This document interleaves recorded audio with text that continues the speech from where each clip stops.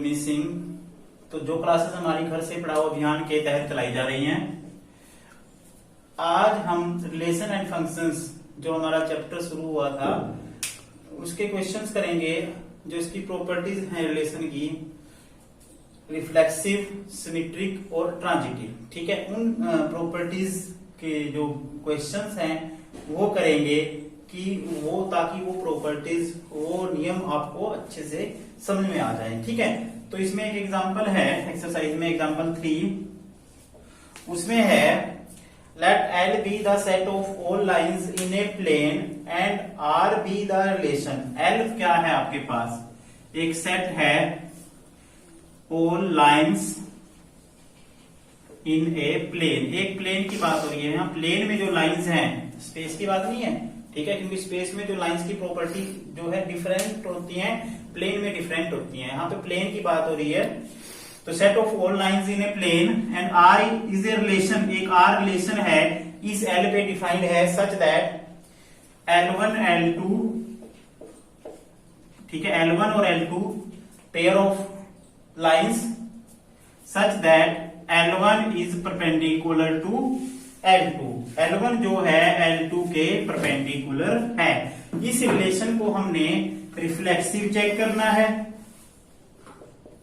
और सिमेट्रिक और ट्रांजिटिव। सबसे पहले रिफ्लेक्सिव की प्रॉपर्टी क्या होती है? रिफ्लेक्सिव का मतलब है जो खुद ऐसा एलिमेंट जो खुद अपने से रिलेटेड हो, यानी कि अगर हम L1 R में दिखा देते हैं तो ये जो है आपका रिलेशन कैसा होगा, रिफ्लेक्सिव। जैसे उसकी कंडीशंस थी, if for all A belongs to A, जो मैंने आपको पिछली वीडियो में बताया था, A R में होना चाहिए, ठीक है, मतलब जो एलिमेंट है खुद अपने से रिलेटेड होना चाहिए, तो उसको हम कहेंगे कि वो रिफ्लेक्सिव प्रॉपर्टी को सेटिस्फाई करता है, यानी कि वो रिलेशन आपका रिफ्लेक्सिव है। अब क्या कोई लाइन अपने परपेंडिकुलर होती है? कोई लाइन अपने परपेंडिकुलर कभी नहीं होती। तो L1 is not perpendicular to L1, यानी कि L1 के परपेंडिकुलर, क्योंकि जो रिलेशन की कंडीशंस थी वो परपेंडिकुलरिटी की कंडीशन थी, ठीक है। तो यहां पे क्योंकि कोई लाइन अपने परपेंडिकुलर कभी नहीं होती, तो इसका मतलब L1 R में नहीं होगा और इस वजह से R आपका रिफ्लेक्सिव नहीं है, ठीक है, रिफ्लेक्सिव नहीं है। उसके बाद आता है सिमेट्रिक। सिमेट्रिक में क्या होता है, if L1 L2 belongs to R, यानी कि L1 is perpendicular to L2, L1 line, ये L1 लाइन है और ये L2 लाइन है, L1 L2 के परपेंडिकुलर है, ठीक है। L1 क्या है, L2 के परपेंडिकुलर है। क्या L2 लाइन भी L1 के परपेंडिकुलर है? हाँ है, क्योंकि L1 और L2 के बीच में भी 90 डिग्री का एंगल है और L2 और L1 के बीच में भी क्या है, 90 डिग्री के एंगल है। तो इसका मतलब L2 जो है वो भी क्या है, L1 के परपेंडिकुलर है। This implies L1 belongs to R, ठीक है। जो कंडीशंस थी R की क्या थी, वो परपेंडिकुलरिटी की थी, यानी कि अगर L1 L2 के परपेंडिकुलर है तो L2 भी तो L1 के परपेंडिकुलर होगा। इसका मतलब क्या है, R इज सिमेट्रिक। अब बारी आती है थर्ड कंडीशन, ट्रांजिटिव। ट्रांजिटिव की कंडीशन होती है, if AB belongs to R, BC belongs to R, then AC belongs to R। मतलब अगर पहला दूसरा R में है, दूसरा तीसरा R में है, तो पहला और तीसरा भी R में होगा, ठीक है। तो let L1 L2 belongs to R and L2 L3 belongs to R, then we have to prove L1 L3 belongs to R। ये भी हम ले लेते हैं, ठीक है। अब हम क्या करते हैं, L1 L2 के परपेंडिकुलर है, L1 क्या है, L2 के परपेंडिकुलर है, और L2 जो है वो किसके परपेंडिकुलर है, L3 के। ये L2 जो है L3 लाइन के, L2 लाइन जो है L3 के परपेंडिकुलर है। तो इस फिगर को ध्यान से देखो, अगर L1 L2 के परपेंडिकुलर है और L2 L3 के, तो क्या L1 और L3 भी परपेंडिकुलर है? नहीं, L1 और L3 क्या है? पैरेलल है। ठीक है, clearly L1 is not perpendicular to L3. This implies L1 L3 does not belongs to R. This implies R is not transitive. ठीक है, तो ये हमारा एग्जांपल था। तो इसमें आपने क्या करना है, कोई भी क्वेश्चन आपने जब करोगे एक्सरसाइज के, तो सबसे पहले आपने देखना है कि किस सेट पे आपका रिलेशन डिफाइंड है। You have to know about the set on which your relation is defined. After that you have to identify relation. आपने उस रिलेशन को आइडेंटिफाई करना है, क्या रिलेशन जो है वो इसमें एप्लीकेबल है। उसके बाद कंडीशंस को देखना आपने, रिफ्लेक्सिविटी की कंडीशन क्या होती है, सिमेट्रिक कंडीशन क्या होती है, और ट्रांजिटिव की कंडीशन क्या होती है। क्या वो जो है रिलेशन उन कंडीशंस को सेटिस्फाई करता है नहीं, क्या वो रिलेशन रिफ्लेक्सिव है, क्या वो सिमेट्रिक है या ट्रांजिटिव है। ठीक है, इसके बाद एक्सरसाइज का क्वेश्चन करेंगे। एक्सरसाइज का फर्स्ट क्वेश्चन करेंगे।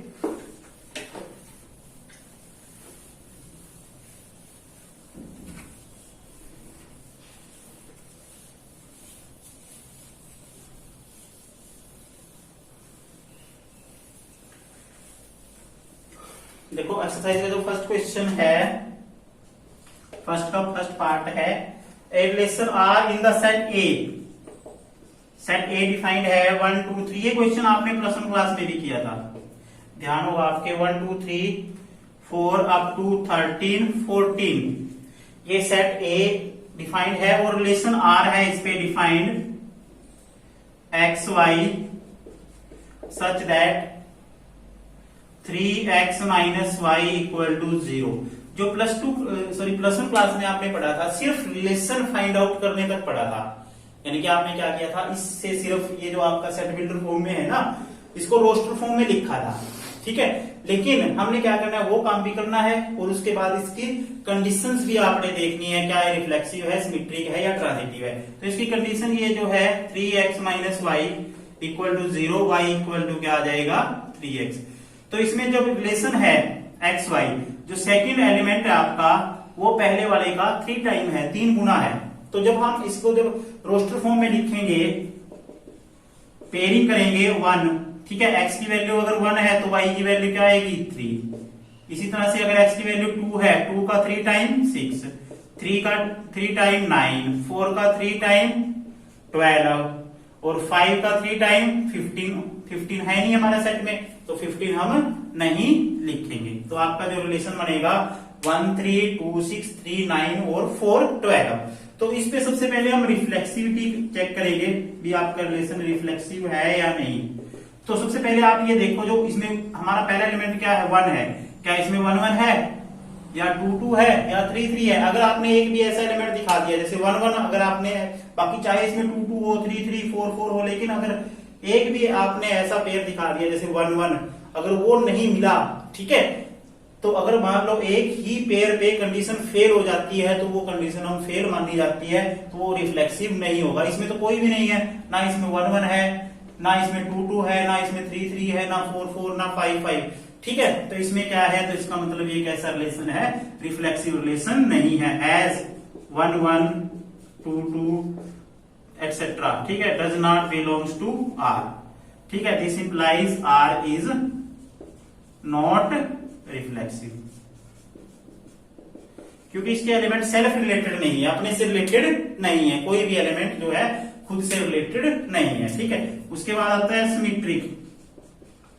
सिमेट्री में क्या होता है, if A B belongs to R, ठीक है, then B A belongs to R. अगर ए बी आर में है तो बी ए भी क्या होना चाहिए, आर में होना चाहिए। अब इसका 1 3 ले लो, 1 3 आर में है, but 3 1 does not belongs to R. एक कम से कम एक एलिमेंट आपने ऐसा दिखा दिया जो इस कंडीशन को होल्ड नहीं करता, तो इसका मतलब क्या हो जाएगा, are is not symmetric.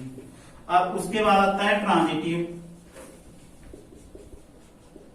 Transitive में क्या होता है, लेट 1 3 बिलोंग्स टू आर, 1 3 से शुरू होने वाला ये पेयर है, 3 9 बिलोंग्स टू आर, जैसे A B B C, B तो कॉमन होना चाहिए ना दोनों में, तो क्या 1 9 है इसमें, but 1 9 does not belongs to R, this implies R is not transitive.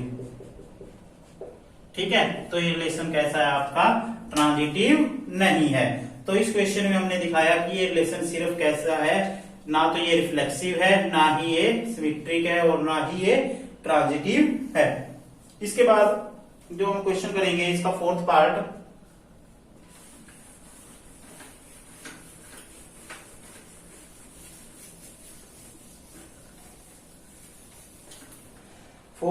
है उसकी स्टेटमेंट है, R on set of integer, Z के ऊपर जो है आपका रिलेशन जो है वो डिफाइंड है, सेट ऑफ इंटीजर्स,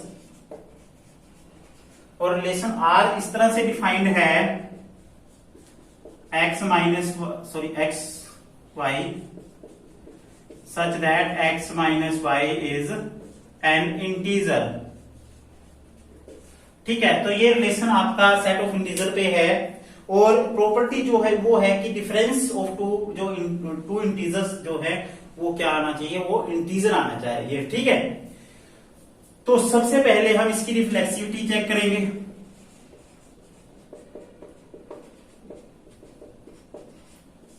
उसमें क्या होता है, लेट ए ले लेते हैं क्योंकि same element, self related element देखते हैं, a माइनस ए, क्योंकि x की वैल्यू क्या है यहाँ पे a है, y की वैल्यू भी क्या है a है, तो a माइनस ए क्या आएगा, 0 is integer which is an integer, this implies a belongs to r for all a belongs to z, क्योंकि जो हम सेम इंटीजर अगर हम लेते हैं, कोई भी सेम इंटीजर लेंगे, उनका डिफरेंस क्या आएगा, 0 ही आएगा, और 0 क्या होता है, एक इंटीजर होता है, this implies R is reflexive. उसके बाद है सिमेट्रिक, तो उसमें क्या करते हैं, let A B belongs to R लेके चलते हैं। ठीक है, A B belongs to R, और दिखाएंगे क्या, B A belongs to R, तो ए बी अगर आर में है तो इसका मतलब क्या आएगा, A minus B is an integer. देखो अगर 2 माइनस 3 जो है वो इंटीजर है, -1, तो 3 माइनस 2 भी क्या होता है, इंटीजर होएगा। ठीक है, चाहे हम, क्योंकि डिफरेंस जो है दो इंटीजर्स का क्या आता है, हमेशा ही डिफरेंस जो है वो इंटीजर आता है, चाहे ए को बी में से माइनस कर लो, चाहे बी को ए में से, वो एक इंटीजर ही आएगा, बस फर्क सिर्फ इतना है, एक नेगेटिव इंटीजर आएगा और एक पॉजिटिव इंटीजर आएगा। ठीक है, तो अगर a माइनस बी इंटीजर है तो b minus A is also an integer, अगर b माइनस ए इंटीजर है तो b a क्या हो जाएगा आपका, r से बिलोंग कर जाएगा, this implies r is symmetry. ठीक है, उसके बाद आता है ट्रांजिटिव, तो let A B belongs to R, B C belongs to R, then हमने प्रूव करना है कि ए सी भी आर में होगा। ठीक है, अगर ट्रांजिटिव है तो a minus B is an integer, और b माइनस सी इज, अब देखो दो इंटीजर हैं और दो इंटीजर का सम क्या होता है, वो भी इंटीजर होता है, a माइनस बी भी इंटीजर है, b माइनस सी भी इंटीजर है, sum of two integers is also integer. अगर हम इनको प्लस करेंगे, प्लस का b है और ये माइनस का b है, कट जाएंगे, तो a minus C is also an integer, this implies ac belongs to r, ac किस में चला जाएगा, r में चला जाएगा, this implies r is transitive. ठीक है, तो ये रिलेशन ऐसा है आपका, जो रिफ्लेक्सिव भी है, सिमेट्रिक भी है और ट्रांजिटिव भी है। जो हम इसमें पढ़ेंगे, ऐसे रिलेशन जो रिफ्लेक्सिव, सिमेट्रिक, ट्रांजिटिव तीनों हो, तीनों कंडीशंस को होल्ड करते हो, उनको हम इक्विवेलेंस रिलेशन बोलते हैं। ठीक है, इसके आगे जो क्वेश्चन आएंगे वो आपने ये दिखाना है whether this relation is an equivalence relation. तो आपने क्या करना है, एक ऐसा रिलेशन जो तीनों कंडीशंस को होल्ड करेगा, रिफ्लेक्सिव, सिमेट्रिक और ट्रांजिटिव, जैसे रिलेशन कर गया है, तीनों कंडीशंस को सेटिस्फाई कर गया है, तो ऐसे रिलेशन क्या होते हैं, इक्विवेलेंस रिलेशन कहलाते हैं। अब हम इसका सेकंड क्वेश्चन करेंगे। अब इसका सेकंड क्वेश्चन है, सेकंड क्वेश्चन में जो सेट है रिलेशन का वो है सेट ऑफ रियल नंबर्स। ठीक है, इसकी नोटेशन बदल दी है क्योंकि आर के लिए भी हम आर रिलेशन के लिए भी आर यूज कर रहे हैं और सेट ऑफ रियल नंबर्स के लिए या तो इसको डार्क कर दो, इसको स्टाइलिश बना दो। ठीक है, इसलिए जो रिलेशन है आपका ए बी, जो दो रियल नंबर्स हैं, such that A less than और इक्वल टू बी स्क्वायर, या तो ए जो है वो बी स्क्वायर से लेस होगा या बराबर होगा। ठीक है, तो आपने देखना दोनों में से कम कोई भी एक कंडीशन सेटिस्फाइड होनी चाहिए। ठीक है, सबसे पहले हम चेक करते हैं रिफ्लेक्सिविटी की। तो सबसे पहले हम इसमें हमने एक ऐसा एग्जांपल ढूंढना है जो कंडीशंस को सेटिस्फाई ना करता हो। अगर आपने किसी चीज को ये दिखाना है कि ये जो है कंडीशंस को होल्ड नहीं करता, ये रिफ्लेक्सिव नहीं है, तो उसके लिए एग्जांपल ढूंढना पड़ेगा।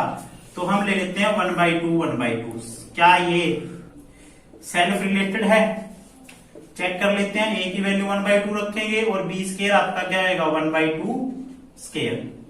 अब 1/2 1/4, क्या 1/2 1/4 से छोटा है? नहीं, 1/2 कभी भी 1/4 से लेस नहीं होता, 1/2 हमेशा ही 1/4 से ग्रेटर होता है, इसलिए ये कंडीशन जो है वहां पे होल्ड नहीं होती। 1/2 does not belongs to R, क्योंकि जो रिफ्लेक्सिव रिलेशन था उसकी कंडीशन थी सेल्फ रिलेटेड, मतलब सेम एलिमेंट से रिलेटेड होना चाहिए। तो यहाँ पे 1/2 जो है वो आर में नहीं है। उसके बाद सिमेट्रिक में क्या है, अगर हम ए बी अगर आर में है तो बी ए भी आर में होना चाहिए। ठीक है, जैसे सपोज करो -1 3 ले लिया, सपोज करो ये आर में है, क्यों? क्योंकि -1 is less than 3 square, -1 is less than 9, क्योंकि -1 हमेशा ही 9 से छोटा होता है, यानी कि इस कंडीशन को जो है -1 3 सेटिस्फाई कर देता है। लेकिन क्या 3, -1 भी इस कंडीशन को सेटिस्फाई करेगा? ये चेक करेंगे कि क्या ये भी इसको सेटिस्फाई करेगा। रख के देख लेते हैं। ए की जगह पे क्या रखेंगे 3 और बी की जगह पे क्या रखेंगे -1 का स्क्वायर, तो ये आएगा 3 ये 1, ये कभी भी 3 जो है 1 से लेस नहीं होता, 3 हमेशा ही क्या होता है 1 से ग्रेटर होता है। इसका मतलब क्या है 3, -1 जो है वो आर में नहीं है। -1, 3 तो आर में था, यानी कि ए भी तो आर में था। ठीक है, A is related with B but B is not related with A, with same relation. ठीक है, तो इसका मतलब ये क्या है, आर इज नॉट सिमेट्रिक। अब बारी आती है ट्रांजिटिव की। ट्रांजिटिव में क्या है, अब हम सपोज करो एग्जांपल ले लेते हैं 2 - 3, ये भी आर में है, और -3 1 ये भी आर में है। ठीक है, ऐसा एग्जांपल आपने ढूंढना है जो कंडीशंस को सेटिस्फाइड ना करे कम से कम। ठीक है, पहले आपने वो एग्जांपल ढूंढना है। ठीक है, तो सबसे पहले इसमें चेक करेंगे कंडीशन 2 इज लेस देन -3 का square, 2 is less than 9 satisfied है कंडीशन। -3 इज लेस देन 1 का स्क्वायर, -3 इज लेस देन 1 ये भी सेटिस्फाइड है। अब आपने क्या करना है, फर्स्ट और लास्ट पे चेक करनी है, क्या 2 1 कंडीशन को सेटिस्फाई करेगा? नहीं करेगा, क्योंकि 2 is not less than 1 square.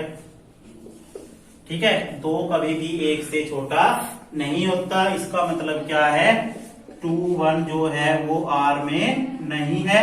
This implies R is not transitive. ठीक है, एक क्वेश्चन हो रहा है बुक में, उसमें यहाँ पे a इज लेस देन और इक्वल टू बी क्यू है, वो भी आपने ऐसे ही करना है एग्जांपल ढूंढ के।